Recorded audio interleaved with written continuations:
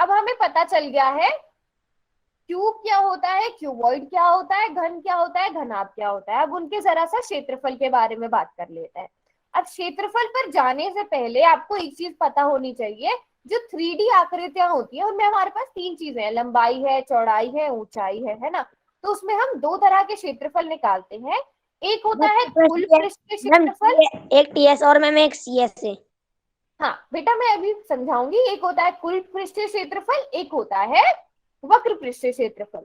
जैसे तो हम होता क्या है, जो 3D आकृति होती है वो पूरा कितना स्थान घेरती है, उसे आप उसका कुल पृष्ठीय क्षेत्रफल कहते हैं। जैसे आपका फोन है, अब ये फोन का अगर आपको एरिया कहूंगी ना, अगर मैं कहूंगी कि आप अपने फोन का क्षेत्रफल, पृष्ठीय क्षेत्रफल निकालो, तो आप खाली इस वाले आयत का नहीं निकालोगे, आप क्या निकालोगे, ये पूरा का पूरा फोन जितना स्थान घेर रहा है उसे आप उसका पृष्ठीय क्षेत्रफल कहोगे।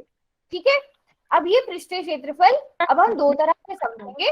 सबसे पहला क्या होगा, कुल पृष्ठीय क्षेत्रफल में क्या होता है, आकृति पूरी तरह से जितना स्थान घेरती है उसे हम उसका कुल क्षेत्रफल कहते हैं, कुल पृष्ठीय क्षेत्रफल कहते हैं, या कुल क्षेत्रफल भी कह देते हैं।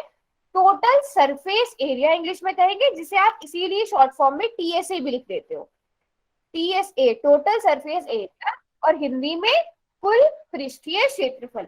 अब यहाँ पर अगर कोई एक बॉल है, ये बॉल जितनी भी जगह घेरेगी, जितना स्थान घेरेगी, वो इस बॉल का क्या हो जाएगा, कुल पृष्ठीय क्षेत्रफल हो जाएगा, है ना।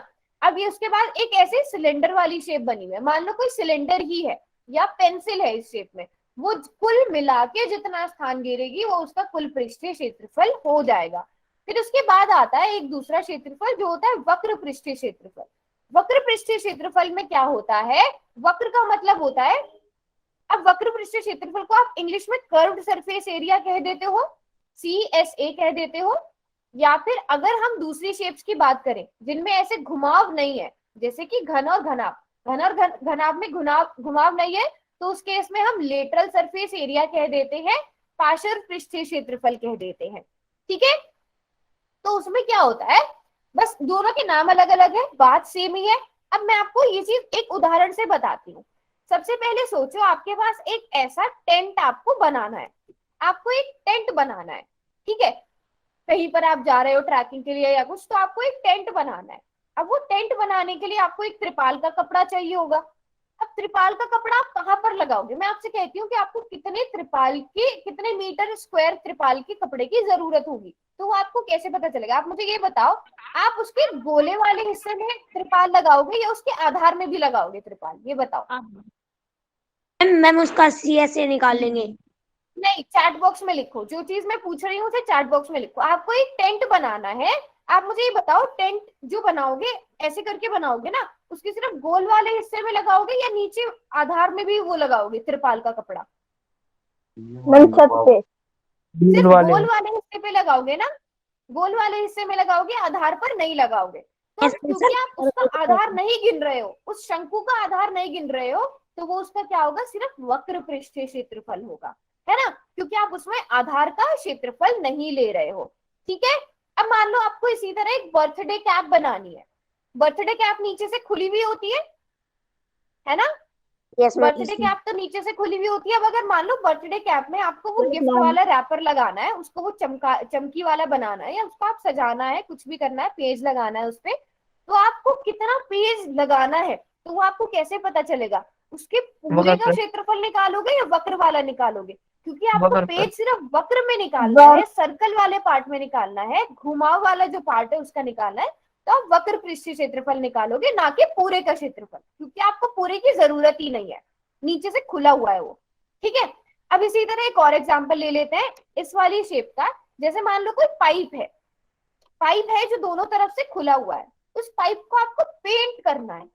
अब क्योंकि वो पाइप दोनों तरफ से खुला हुआ है, बेलन की शेप का है लेकिन दोनों तरफ से खुला हुआ है, तो उस केस में भी आप उसके सिर्फ गोल वाले हिस्से का क्षेत्रफल निकालोगे, वक्र पृष्ठ का क्षेत्रफल निकालोगे। तो समझ आया वक्र पृष्ठ क्षेत्रफल में और कुल क्षेत्रफल में क्या फर्क होता है। Yes ma'am.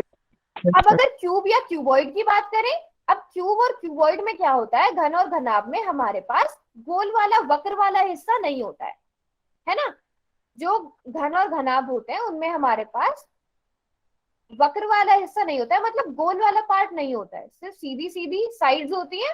तो उस केस में हम उसे इंग्लिश में लेटरल सरफेस एरिया, जो यहाँ पर लिखा है, और हिंदी में क्या कहेंगे, पार्श्व पृष्ठीय क्षेत्रफल।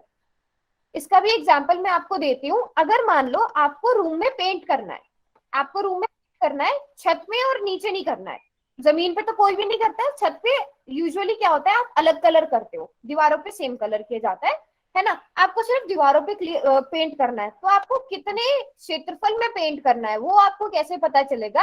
आप उसके के पूरे घनाभ का क्षेत्रफल निकालोगे या सिर्फ चार दीवारी का निकालोगे? चार दीवारी के क्षेत्रफल निकालोगे, लिटरल सरफेस एरिया निकालोगे, ना कि पूरे के पूरे घनाभ का। अगर मैं आपसे कहती हूँ कोई ऐसा डब्बा है जिसमें आपको ऊपर नीचे और चारों तरफ पेंट करना है, तो आप उसका कुल क्षेत्रफल निकालोगे। दोनों चीजों में फर्क समझ में आया? जल्दी से फिर एक क्वेश्चन करके बताओ, अगर आपको समझ आ गया है तो। बहुत ही आसान सा क्वेश्चन है, सभी बच्चे आंसर करेंगे। और क्वेश्चन नंबर है 37, जल्दी जल्दी से आंसर करेंगे।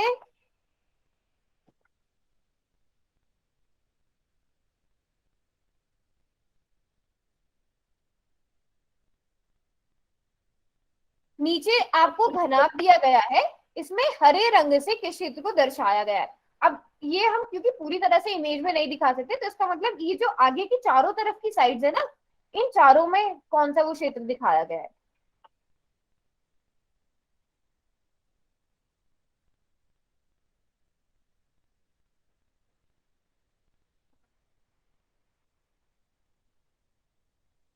चलो जल्दी से, 30 सेकेंड का टाइम और, क्योंकि बहुत ही आसान क्वेश्चन है। तो आंसर भी दिखाऊंगी बेटा, आंसर भी दिखाऊंगी। चलो चलो, 21 बच्चों ने आंसर किया है बस, बाकी बच्चे क्या कर रहे हैं?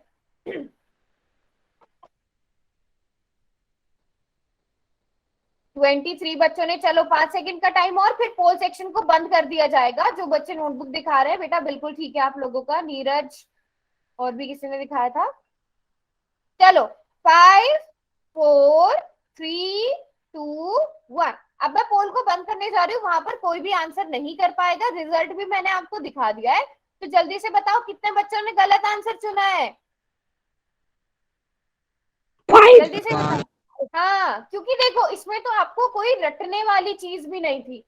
देखो पहला ऑप्शन क्या है, संपूर्ण पृष्ठीय क्षेत्रफल। संपूर्ण का मतलब आपको पता है कि क्या होता है, संपूर्ण का मतलब पूरा का हमारा पूरा, तो सही है। पूरा का पूरा। अब आप देखोगे ये सफेद वाला हिस्सा तो यहाँ पर ग्रीन कलर से हुआ ही नहीं है, तो पूरा तो बिल्कुल भी नहीं हो सकता। पहला वाला ऑप्शन तो हो ही नहीं सकता है, तो इसलिए हम दूसरे वाले ऑप्शन को चुनेंगे, पार्श्व पृष्ठीय क्षेत्रफल, लेटरल सरफेस एरिया। तो फर्क समझ में आया दोनों में क्या होता है, लेटरल सरफेस में और टोटल सरफेस में? सभी को क्लियर है? Yes ma'am.